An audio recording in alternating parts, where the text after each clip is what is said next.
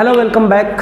मैं सत्यनारायण और आप सबका होस्ट मैं आपका स्वागत करता हूं अपने यूट्यूब चैनल सुपर 30 के बैनर तले। आई होप आप सभी लोग अच्छे होंगे और स्वस्थ जीवन जी रहे होंगे, ऐसा मैं प्रभु से कामना करता हूं। और आज पुनः जीके सीरीज का छठा भाग हम लेकर आए हैं। मौर्य वंश के चंद्रगुप्त के बाद उनका बेटा बिंदुसार जो सत्ता संभाला, उसके बारे में हम जानकारी आज हम लोग पढ़ेंगे, मौर्य वंश के बारे में। तो आज हम शुरू कर रहे हैं जीके सीरीज 6।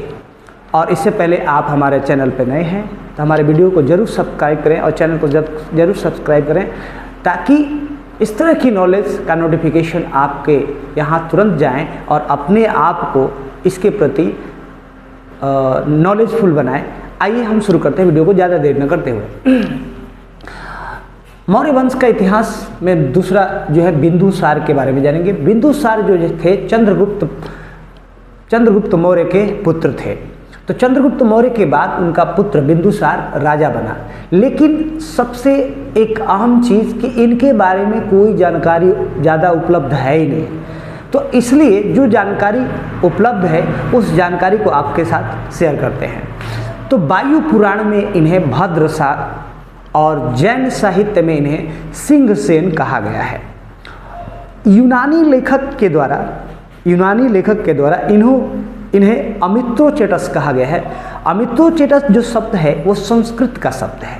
अमित्रो घात का मतलब होता है, अर्थ होता है शत्रुओं का नाश करने वाला, और ये संस्कृत से लिया गया शब्द था। इसलिए यूनानी लेखक ने इन्हें अमित्रोचेटस की उपाधि दिया था। 298 ईसा पूर्व में सिंहासन पर बिंदुसार बैठे, और बिंदुसार के बैठने के बाद जैन ग्रंथ के अनुसार इनकी माता का नाम दुर्धरा था। और फिर बाद परंपरा के अनुसार ये पता चलता है कि दुर्धरा जो थी वो हिंदू धर्म की अनुयायी थी, यानी कि इनके माता जो थी वो हिंदू धर्म से ताल्लुक़ रखती थी। अब आगे बात करते हैं। दक्षिण की ओर विस्तार करने का श्रेय जो है मौर्य वंश के अंदर वो जाता है बिंदुसार को। लेकिन बिंदुसार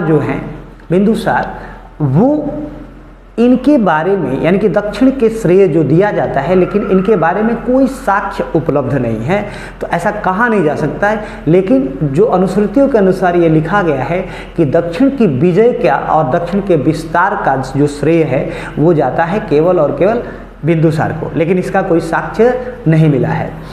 बिंदुसार के समय जो है भारत का पश्चिमी एशिया से व्यापारिक संबंध बहुत अच्छा था। बिंदुसार के दरबार में सीरिया के राजा जो थे एडियोकोटस प्रथमा ने डायमेकस नाम का राजदूत भारत और इनके दरबार में भेजा था। दिव्य अवदान के अनुसार बिंदुसार के शासनकाल में तक्षशिला में 2 विद्रोह हुए थे।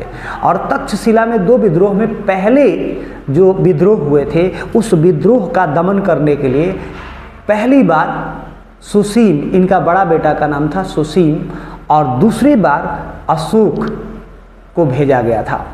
अशोक को कई उपाधि मिली थी, जैसा कि हमारे वीडियो में आप देख सकते हैं कि अशोक के बारे में हमने एक वीडियो बनाया था, और एक और लॉन्ग वीडियो बनाएंगे। अशोक की बहुत सारी उपलब्धियों के बारे में हम जानकारी आप लोग को देंगे। उसके बाद प्रशासन के क्षेत्र में बिंदुसार जो था वो अपने पिता का अनुसरण करता था, यानी पिता जैसा अनुसरण किए थे उसी अनुसरण को प्रशासन के क्षेत्र में अप्लाई करता था और अनुसरण करता था। बिंदुसार की सभा में 500 सदस्यों वाली मंत्री परिषद था, यानी 500 लोगों का मंत्री परिषद बिंदुसार की सभा में होते थे। और जिसका प्रधान जो था वो खल्लाटक, उसका नाम था खल्लाटक। बौद्ध धर्म के सिंहली अनुश्रुतियों के अनुसार बिंदुसार की 16 पत्नी थी और उस 16 पत्नी से 101 पुत्र थे, जिसमें बड़े बेटे का नाम था सुसीम और सबसे छोटे बेटे का नाम था तिस्या।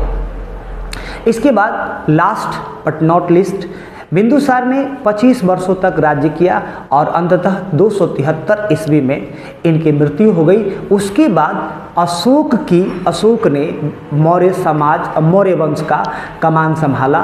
अब आपके मन में यह चल रहा होगा कि सुसीम ने क्यों नहीं संभाला ये मौर्य वंश, लेकिन सिंहली अनुश्रुतियों के अनुसार ऐसा कहा जाता है कि अशोक ने अपने 99 भाइयों को मारकर राजगद्दी संभाला था, लेकिन ऐसा कोई साक्ष्य नहीं मिला है, तो इसलिए हम कह नहीं सकते कि क्या हुआ होगा।